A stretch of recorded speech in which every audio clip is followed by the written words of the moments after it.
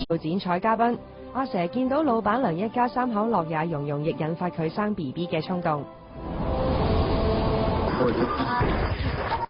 近期唔使拍劇嘅佘詩曼可以喺假期中好好享受奧運嘅各項賽事。呢日佢更加神采飛揚出席玩具大王蔡志明女兒蔡嘉敏嘅新店開幕禮。提到最近前緋聞男友陳浩民喺台灣接受訪問嘅時候，透露曾經有一段刻骨銘心嘅愛情無疾而終。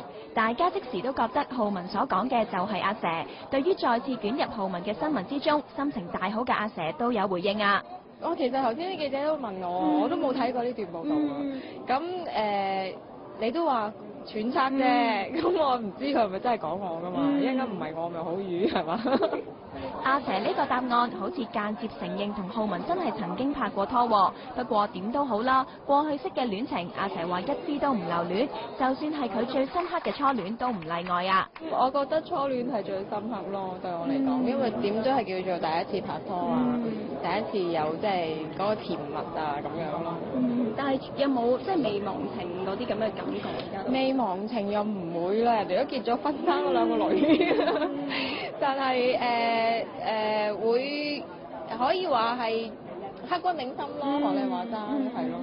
對於感情事，阿佘就話一切隨緣，暫時仲未有 Mr. Right 嘅出現。但係原來阿佘係好中意小朋友㗎，仲唔抗拒做未婚媽媽噃。想啊，好想添啊！因為我見到我身邊好多朋友而家都大肚咯。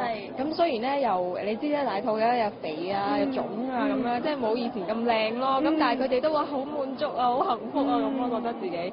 咁都有咁嘅衝動咯，即係都想啊，我都想有翻個女可以同佢扮靚咁。咁有冇諗過幾多歲之前即係想生 BB 啊？哇冇啦！以前有諗過27歲結婚，跟住30歲前生 BB 咁咯。咁但係而家醫學咁昌明都唔緊要嘅，我覺得。講到做媽媽，當然不得不提嘅就係啱啱榮升媽咪嘅老闆娘卡文蔡嘉敏啦。除咗丈夫馬鴻銘之外，佢嘅爹哋蔡志明都有出席。不過唔知係咪怕人多，所以未見佢就嚟3個月大嘅女女喎。而家點樣啊 BB 得唔得意啊？得意，好趣致啊！識唔識得咁樣？識啦，傾偈㗎啦，好中意同人傾偈啊！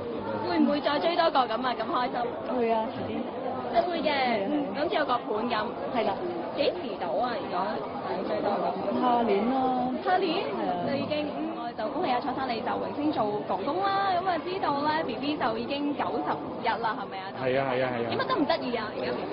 好似阿卡文啊。好似卡文。啊個鼻哥就似佢爹哋，似阿 John。咁啊，成個樣都好似阿卡文細個嗰陣時一樣。有冇似蔡生啊？睇落冇，肥肥地嗰度似啦。